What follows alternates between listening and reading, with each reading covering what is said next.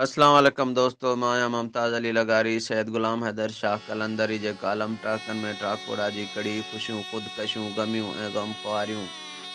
दोस्तों, जॾहिं मुआशरे मां गम ख्वारियूं मोकिलाए वञनि, हथ तूं ॾढ एतबारियूं भरवसा पंहिंजाइपूं ॾिसण में न अचनि। जिते रुगो मफ़ादनि जा जावा सावा पीला फिका दीप जलन, उते जीअण लाइ अदम दिलचस्पियूं थियण लाज़िम मलज़ूम थियो वञनि। जिते परे परे खां का उम्मीद ज़िंदगी न बचे, जिते सौदागर सौदाई ठग ठगियनि जे वसीले कनि, जिते ज़ाहिरियत पसंदी पंहिंजे अरूज ते हुजे, जिते इज़तूं ॾोकरनि जे वर चढ़ी वञनि, जिते इख़लास ऐं ख़लूस जी माप तौर फ़क़ति खोखलनि भाकुरनि ऐं वॾनि नकली टहकड़नि जी गूंज में गूंजनि, उते गम ख़्वारनि खे कहिड़नि रूपनि में तलाश कजे। जिते तमन्नाऊं चोट चढ़ी वञनि, फरमाइशूं फ़िक्री अलमिया जनम ॾियनि, मोहब्बतनि जी जॻह ते खोराक ऐं ताम खे ॾेखाव वारियूं सेल्फियूं ठाहे, मार्केटिंग एजेंसी जे रूप में सोशल मीडिया जी ज़ीनत बणाए ख़ुशि थींदे ऐं बुखायलनि ऐं कमज़ोरनि खे ख्वाबी पुलान जी तस्वीरी झलकियूं ॾेखारे मायूसी में धिकजे। दोस्तों, जिते इस्लाम कंहिं फ्रूट जे खल ख़ाली घर जे अॻियां उछलाइण खां मना फरमाए,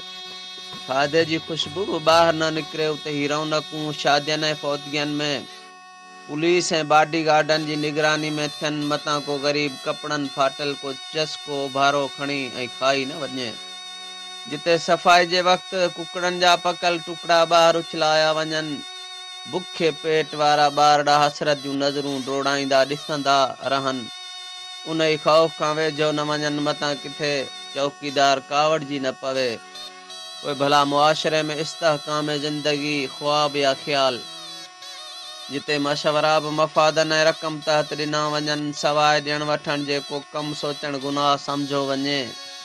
उते फ़ैसिलाइती फ़ैसिला चोरनि जे चौगिर्द फिरनि, पोइ ख़ुशियूं ऐं ख़ुदकशनि ते छा चए सघिजे थो।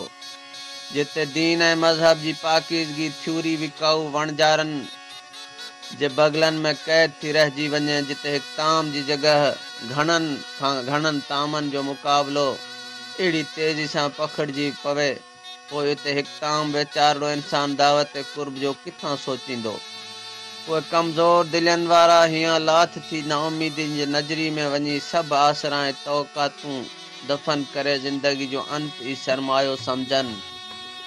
त उन ते सियाणनि खे सोचणु घुरिजे। घटि में घटि को अहिड़ो फोरम हुजे जिते ज़हनी उमेद पैदा करे सघिजे, इहो ज़हन नशीन कराए सघिजे त अञा का ॿी हस्ती आहे जंहिं जहान खे पैदा कयो ऐं इज़त ऐं ज़िलत जी रखवाली कंदड़ इहा ज़ात आहे। कुझु बि थिए पर रोज़ी वरी बि उहो ई ॾियण वारो आहे, फ़क़ति जद्दोजहद वारो जहाद करणु लाज़िम आहे। मायूसी जो इलाज अफ़लातून वटि न आहे, पर रहमत लिल आलमीन जी तालीमात में मिले पियो। बसि गौर ऐं फ़िक्र जी ज़रूरत आहे, जेके उन जे दर सां वाबिस्ता आहिनि ओॾांहुं मुंहुं कजे ऐं राबितो करे हौसलो हासिलु कजे, कॾहिं बि पसपाई न थींदी।